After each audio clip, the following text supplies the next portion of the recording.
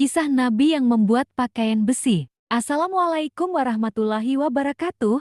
Sahabat sekalian, hari ini saya akan membawakan kisah tentang seorang nabi yang luar biasa. Seorang nabi yang bukan hanya memiliki kebijaksanaan dan kekuatan, tetapi juga dianugerahi keahlian dalam membuat baju besi. Siapakah beliau? Ya, dialah Nabi Daud alaihissalam. Awal mula kisah Nabi Daud. Mari kita kembali ke masa yang sangat lama, di sebuah kerajaan yang dipimpin oleh seorang raja bernama Talut. Saat itu, bangsa Bani Israel sedang menghadapi musuh yang sangat kuat, yaitu kaum Filistin. Di antara mereka, ada seorang prajurit, raksasa yang menakutkan bernama Jalut.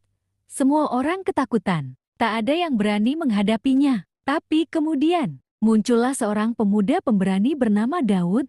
Ia bukan seorang prajurit, hanya seorang penggembala biasa. Tapi hatinya penuh dengan keimanan kepada Allah. Dengan izin Allah, hanya berbekal ketapel dan batu kecil, ia mengalahkan Jalut dalam satu lemparan saja. Setelah kejadian itu, Daud pun menjadi pahlawan. Bertahun-tahun kemudian, ia diangkat menjadi raja.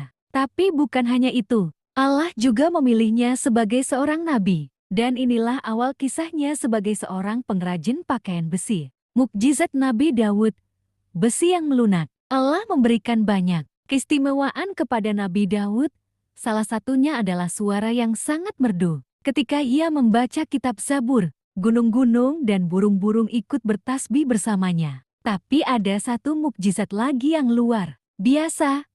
Kemampuannya melunakkan besi dengan tangan kosong. Bayangkan, sahabat sekalian, besi yang keras itu dalam genggaman Nabi Daud menjadi lunak seperti tanah liat. Dengan tangannya sendiri, ia membentuk besi menjadi baju zirah pakaian perang yang kuat dan ringan. Allah berfirman dalam Al-Quran, "Dan sungguh, kami telah memberikan karunia kepada Daud dari kami berfirman, wahai gunung-gunung dan burung-burung, bertasbihlah berulang-ulang bersamanya, dan kami telah melunakkan besi untuknya." QS Sabah 34:10. Dalam sebuah hadis, Rasulullah bersabda, "Sesungguhnya sebaik-baik makanan yang dimakan seseorang adalah dari hasil usahanya sendiri. Dan sungguh, Nabi Daud makan dari hasil kerja tangannya sendiri." HR Bukhari, baju besi yang ringan. Tapi sahabat, baju besi yang dibuat Nabi Daud bukan baju besi biasa. Dengan izin Allah, ia membuatnya lebih ringan tetapi tetap kuat. Sebelum Nabi Daud, baju besi dibuat dalam bentuk lempengan besar yang kaku, sehingga sulit